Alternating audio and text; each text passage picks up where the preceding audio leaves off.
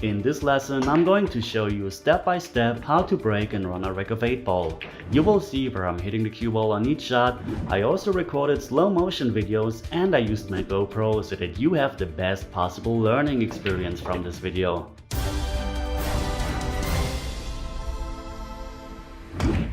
First we're going to talk about the break shot, and after that we're going to break and run a rack while I'm introducing different steps it takes to run out an 8 ball. So let's start. I prefer to not break perfectly from the center, but a bit to the left or to the right. The most important thing that goes over everything on the break is that you hit the first ball as straight as possible. That way you can transfer the most power onto the break. You have to make sure that there is absolutely no left or right spin on the cue ball, because then it will deflect a lot when hitting hard. So if the cue ball goes wild because you can't hit the first ball full in the face, maybe consider to just take a bit off to get more accuracy. The goal should be that the cue ball ends at the center of the table after the break.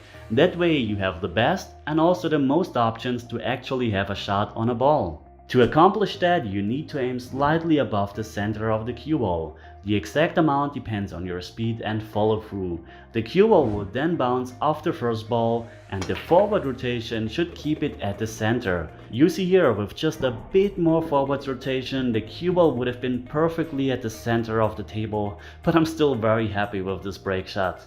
Here's another example. Look how easy this rack can be with a good break. I have very easy shots to play here. Okay, unless you play a horrible position shot and have to get out of trouble. The layout of this rack, by the way, was too easy to use it for this video, so let's break another rack and then try to run it together while learning the different steps it takes. Okay, let's break another rack, and now you will see how much time I'm taking for the break shot, because the break is the most important shot you have in 8 ball. Imagine you're able to make balls on the break constantly. You're able to control the cue ball, that means holding it at the center of the table. Then you give yourself a much higher chance to run a rack or even run several racks in a row. So don't rush the break shot and take your time. I added a bit too much follow on the cue ball, that's why the cue ball came towards us. But apart from that, we have a very nice layout and we made 2 balls on the break. The first thing you have to do now is to identify potential problem areas on the table. And you see here, with the solids and the stripes, we have a big problem area. The rest of the table, up table, looks very nice, so we just have one problem on the table. The next step is to look for a ball that is very easy to make that we can start the rack with. And as you see here, we have one ball in front of the side pocket, the stripe ball, which is very easy, the 15 ball, and maybe also the 6 ball into the side pocket. Usually I would now continue to plan, but since the 15 ball is a very nice ball to open that problem area and to already push that 14 ball away into open space with an insurance ball on the 11 ball, I'm going to play that 15 ball first, and afterwards I'm going to plan the rest of the rack.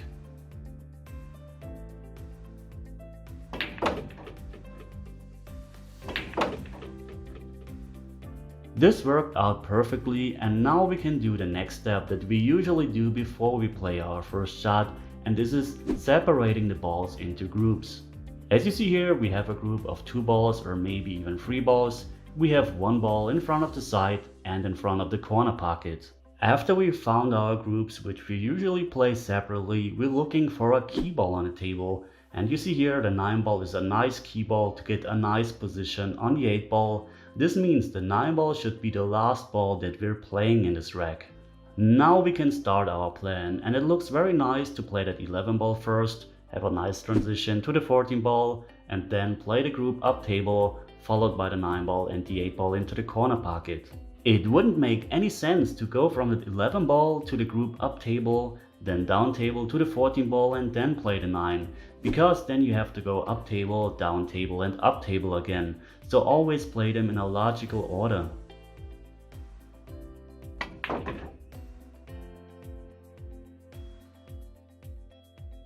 This looks like a very nice position on that 14 ball, and now we have to transfer to the group up table. As you can see here from the angle, we're pretty much straight, we have a tiny bit of an angle. I could now just stop the ball and have a bit tougher shot on one of the two balls, but I'm deciding to follow the ball because I have a tiny bit of an angle and I can make life easier if I'm getting closer to the ball. So here I'm taking a bit more difficult shot to get a nice shot on the 10 ball, but this will very much open the rack for us or finish the rack if we get a nice position on the 10 ball. All we have to do is to play a stop shot on the 10 ball, have a nice shot from the 15 ball towards the 9 ball, play the 9 and the 8. So this is already the match winner because the rest is very easy to do.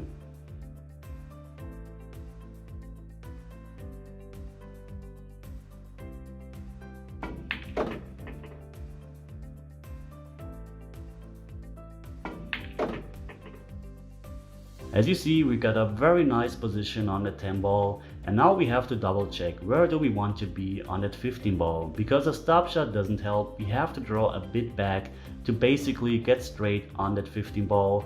So I'm checking where I want to be. I don't want to be too far on either side because then I'm going away. That's the danger with the 15 ball. So here's the one last difficult shot. Well, it's not really difficult, but it's the most difficult shot that we are left with in this rack. So here we have to concentrate to draw it precisely to our point.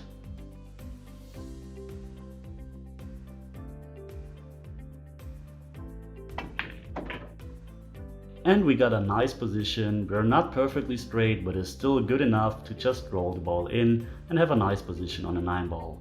Here you see the straight line that we have, and we want to be on this side of the straight line and not on this side because we want to go into the rail and not towards the 8 ball. You see, with this angle we can go into the rail. The other angle would go towards the 8 ball, and this makes things difficult. So here I better get too short than too long, or maybe straight would be okay, but I don't do too much because I don't want to get on the wrong side of the 9 ball.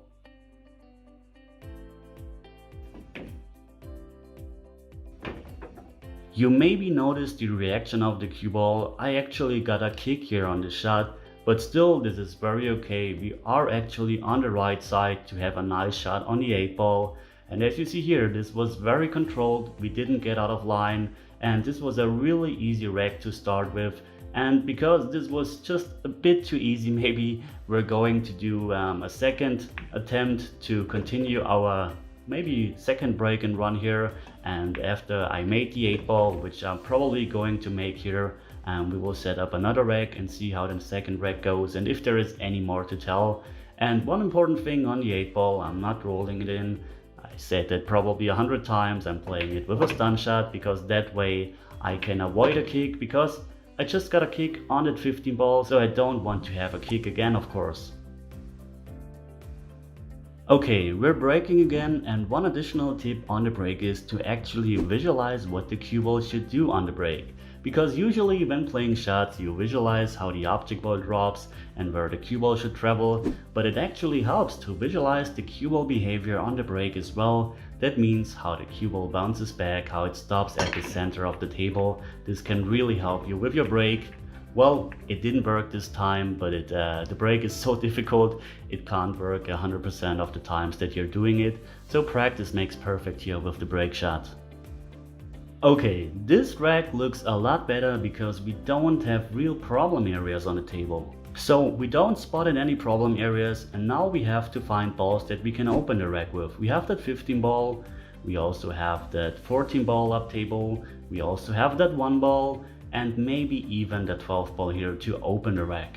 This time we have to think a bit more about which group we're choosing, and as you see, the 15 ball would maybe be a key ball to get on that 15 ball, but the 4 ball is blocking the path, so it's a bit difficult to get a nice shot on the 8 ball. I think we should go for the solids here because we have a nice group of the 1 and the 5 ball. We also have a nice group of 4 and 6, which could be maybe a key ball or a nice key ball on the 8 ball, and also the group of 3, 7 and 2. So here the big problem is, if I'm using that 1 ball here, I want to hold the ball for the 5 ball into the corner, but the problem is I have a bit too much angle, so I need to hit the ball very soft with inside English, which is very difficult.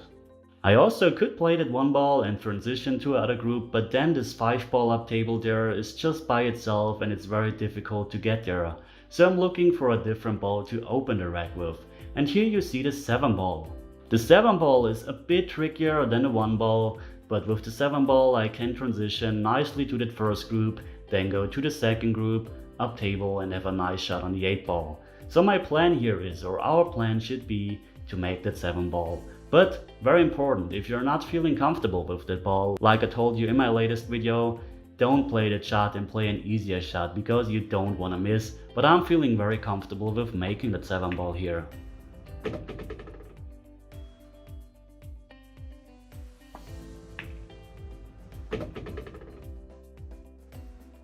And as you see, we got a very nice position on the 2 ball with actually the right angle to go towards the 3 ball and already clear the first group on the table. And here is now the interesting part.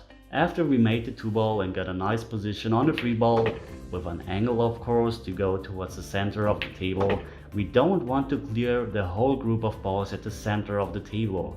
We want to use that 4 ball to transition to the group up table, because this is not very difficult, and then from up table go to the 6 ball, because the 6 ball is the perfect key ball. Of course, you could also try to clear the whole group at the center of the table first and then go up table. This is totally fine and also works. Here I have a nice angle to actually follow my plan and go up table towards the 5 ball and the 1 ball. And the good thing here is I have margin for error regarding speed control, because if I get too short or too long, I either have the 5 ball or the 1 ball, and from those balls I can easily transition towards the 6 ball.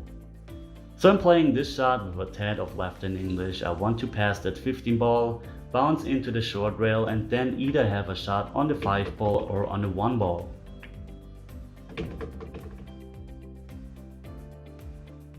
As you see, I ended up a bit in between. I have a bit too much angle on the 5 ball and I am on the wrong side for the 1 ball, but this is still very doable. Just play the ball with left hand English and slow roll it in to have a nice angle on the 1 ball, either straight or either have the angle where you can go away from the short rail. Here I ended up straight, but this is totally okay. We just have to draw the cue ball back, get straight onto the 6 ball into the side. And we also don't have to be perfectly straight. We could either go a little towards the 8, a little away from the 8.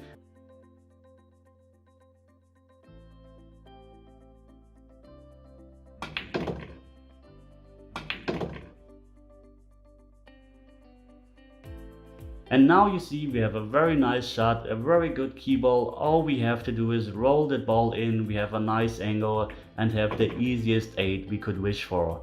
So as you see, 8 ball can be a really difficult game, but it can also be very easy if you're playing the right shots, playing the right patterns. So I hope I could help you with this video. Okay guys, to be honest, pool can sometimes be a really difficult game, but on the other hand, as you just saw in this video, if you're doing the right things, that means playing the right shots, making the right decisions, playing the right patterns, you can make the game at least a bit easier for you. Okay, one more thing. If you like my shirts, for example this one, the Smash That shirts or the Pool is Live shirts, consider to head over to my shop. The link is in the video description. It's basically right here and also up there in the corner. Okay guys, if you like this video, if you enjoyed it, if you learned something new, please consider to comment, share it with your friends, leave a like, subscribe, print it out, whatever you want to do. So I'm really thankful for whatever you're doing. A huge thank you goes out to my sponsors, to my patrons and to everyone who's supporting me.